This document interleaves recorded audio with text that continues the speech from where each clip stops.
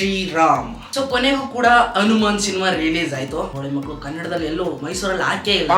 ಹೋಗ್ಲಿ ತೆಲುಗುನಲ್ಲೇ ನೋಡ್ಬಿಡೋಣ ಅಂತ ನೋಡ್ಕೊಂಡ್ ಬಂದೆ. ಈ ಸಿನಿಮಾ ಹನುಮಂತನ್ ಫ್ಯಾನ್ಸ್ ಗಳನ್ನ ಎಕ್ಸ್ಟ್ರಾಡಿನರಿ ಆಗಿ ಮೈಂಡ್ ಬ್ಲೋ ಮಾಡೋದು ಪಕ್ಕ. ಏನಿದು ಈ ತರ ಇದೆ ಅನ್ನೋ ರೇಂಜ್ ಗೆ ನಿಮ್ನ ಎಕ್ಸೈಟ್ ಮಾಡ್ತಿದೆ.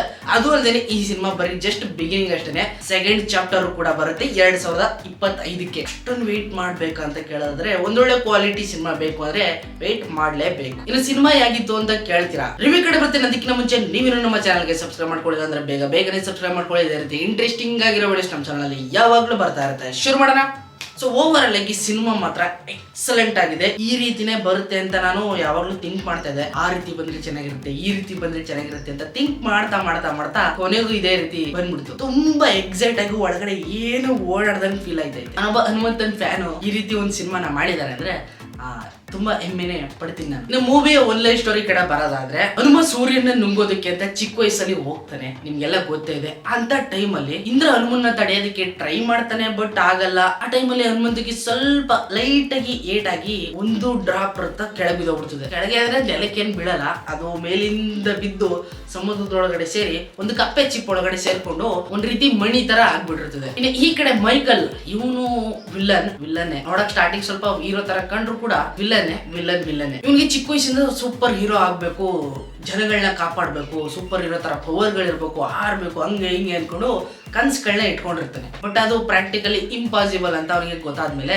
ಏನಾದ್ರೂ ಇದ್ದೇ ಇರ್ತದೆ, ಟ್ರೈ ಮಾಡ್ಬೇಕು, ನಾನು ಹುಡುಕ್ಬೇಕು ಅನ್ಕೊಂಡು ಸತತವಾಗಿ ಹುಡುಕ್ತಾ ಇರ್ತಾನೆ. ಸೊ ಆ ಮಣಿ ಯಾರ ಹತ್ರ ಇರ್ತದೋ ಅವ್ರಿಗೆ ಹನುಮಂತನ ಶಕ್ತಿ ಪವರ್ ಜನರೇಟ್ ಆಗುತ್ತೆ ಒಳಗಡೆಯಿಂದ. ಅಂದ್ರೆ ಮಣಿ ಮುಖಾಂತರ ಬೆಳಕ್ ಬಂದು ಅವನಿಗೆ ಹನುಮಂತನ ಶಕ್ತಿ ಜನರೇಟ್ ಆಗುತ್ತೆ. ಅದು ಯಾರ ಹತ್ರ ಇರುತ್ತೋ ಅವ್ರ ಹತ್ರ ಮಾತ್ರ ಆ ಪವರ್ ಬರುತ್ತೆ. ಇದು ಕೆಟ್ಟವ್ರಿಗೆ ಸಿಕ್ಕಿದ್ರೆ ಕೆಟ್ಟವ್ರ ಪಾಲಾಗುತ್ತೆ, ಒಳ್ಳೆಯವ್ರು ಸಿಕ್ಕಿದ್ರೆ ಒಳ್ಳೆಯವ್ರ ಪಾಲಾಗುತ್ತೆ ಅಂತ ಅಂದ್ಮೇಲೆ ಇದು ಒಳ್ಳೆಯವ್ರ ಕೈಗೆ ಸಿಗೋದು. ಇನ್ನು ಇವ್ರ ಕೈಗೆ ಆ ಮಣಿ ಸಿಕ್ಕ ಮೇಲೆ ಏನಾಗುತ್ತೆ? ಪ್ರಪಂಚ ಉಳ್ಕೊಳುತ್ತಾ ಅಥವಾ ನಾಶ ಆಗುತ್ತಾ ಅಥವಾ ಆ ಮಣಿ ವಿಲ್ಲನ್ ಕೈಗೆ ಸೇರುತ್ತಾ, ಏನಾಗುತ್ತೆ ಅನ್ನೋದನ್ನ ನೀವು ಸಿನಿಮಾದಲ್ಲಿ ಹೋಗಿ ನೋಡ್ಲೇಬೇಕು. ಯಾಕಂದ್ರೆ ಇದು ಹನುಮಂತನ ಸಿನಿಮಾ, ನೆನಪಿರ್ಲಿ. ಸೊ ಓವರ್ ಆಗಿ ಈ ಸಿನಿಮಾ ನೋಡ್ತಾ ಇದ್ರೆ ನಿಮ್ಗೆ ಹಾಲಿವುಡ್ ಸಿನಿಮಾ ನೋಡ್ದಂಗೆ ಫೀಲ್ ಆಗುತ್ತೆ. ಮೊದಲನೇದು ಯಾಕಪ್ಪ ಅಂತ ಕೇಳ್ತೀರಾ ಗೊತ್ತು. ಲೈಟ್ ಆಗಿ ಕಂಪ್ಯಾರಿಸನ್ ಮಾಡ್ಕೊಂಡ್ರೆ ಗ್ರೀನ್ ಲ್ಯಾಂಟರ್ ಸಿನಿಮಾನ ನೀವು ನೋಡಿರ್ತಾರ ಅಂತ ಅನ್ಕೋತೀನಿ. DC ಯೂನಿವರ್ಸ್ ಅಲ್ಲಿ ಬರೋಂತ ಕ್ಯಾರೆಕ್ಟರ್ ಇದು. ಅಂದ್ರೆ ಗ್ರೀನ್ ಲ್ಯಾಂಟರ್ ಅಂದ್ರೆ ಒಂದು ಗ್ರೀನ್ ರಿಂಗ್ ಇರ್ತದೆ. ಆ ರಿಂಗ್ ಯಾರು ಹಾಕೋತಾರೋ ಅವ್ರಿಗೆ ಸೂಪರ್ ಪವರ್ ಬರುತ್ತೆ.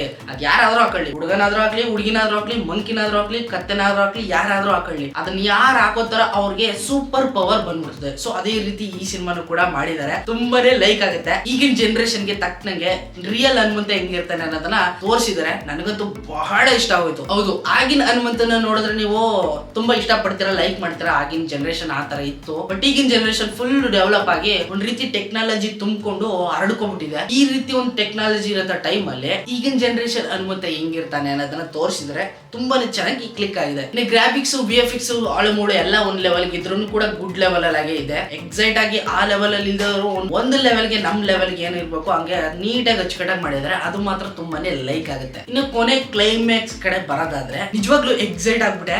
ರಿಯಲ್ ಹನುಮನೆ ಬಂದ್ಬಿಟ್ಟ. ನನ್ಗಂತೂ ಮೈ ರೋಮಗಳೆಲ್ಲ ಎದ್ದು ನಿಂತ್ಕೊಬಿಟ್ಟು ರಿಯಲ್ ಆಗಿ ಪರ್ಸನ್ ಆಕ್ಟ್ ಮಾಡದೇ ಇದ್ರು ಕೂಡ ಆನಿಮೇಷನ್ ಆಗಿದ್ರು ತುಂಬಾನೇ ಎದೆಗ್ ಮುಟ್ಟಿ ತೋರ್ಸೋ ತರ ಫೀಲ್ ಕೊಡುತ್ತೆ. ಹನುಮಂತನ ಕ್ಯಾರೆಕ್ಟರ್ ಇದೆಯಲ್ಲ, ಅದು ತುಂಬಾ ಫೇಸ್ ಟು ಫೇಸ್ ರಿಯಲ್ ಆಗಿ ಹನುಮಂತನ್ ನೋಡಿದಾಗ ಯಾವ ರೀತಿ ಇರುತ್ತೆ ಅನ್ನೋದನ್ನ ಕೊನೆ ಕ್ಲೈಮ್ಯಾಕ್ಸ್ ಅಲ್ಲಿ ನೋಡಿದಾಗ ತುಂಬಾನೇ ಎಕ್ಸೈಟ್ ಆಗುತ್ತೆ ಆ ಲೆವೆಲ್ ಅಲ್ಲಿ. ಇನ್ನು ಚಾಪ್ಟರ್ 2 ಜೈ ಹನುಮಾನ್ ಅಂತ ಬರುತ್ತೆ 2025ಕ್ಕೆ. ಇದು ಯಾವ ರೀತಿ ಕಂಟಿನ್ಯೂ ಆಗುತ್ತೆ ಅನ್ನೋದು ಸ್ವಲ್ಪ ಗೆಸ್ ಮಾಡೋದು ಕಷ್ಟ ಆಗ್ತದೆ. ಲಾಸ್ಟ್ ಅಲ್ಲಿ ರಿಯಲ್ ಹನುಮಾನ್ ಎಂಟ್ರಿ ಕೊಟ್ಟಿದ್ದಾನೆ, ಅಲ್ಲೊಂದು ಏನೋ ಆಗ್ಬಾರ್ದೇನೋ ಆಗಿದೆ, ಅದನ್ನ ಯಾವ ರೀತಿ ಕಂಟಿನ್ಯೂ ಮಾಡ್ತಾರೆ ಅನ್ನೋದನ್ನ ತುಂಬಾ ತಲೆಗೆ ಒಳ ಬಿಟ್ಕೊಂಡಿದ್ದೀನಿ. ಯಾವ ರೀತಿ ಮಾಡ್ಬೋದು ಇವರು ಅಂತ ನಾನಂತೂ ತುಂಬಾನೇ ಎಕ್ಸೈಟ್ ಆಗಿದ್ದೀನಿ. ಇನ್ನು ಈ ಸಿನಿಮಾ ನೀವು ಕನ್ನಡ ವರ್ಷನ್ ಅಲ್ಲಿ ನೋಡಕ್ ಆಗ್ತಾ ಇಲ್ಲ.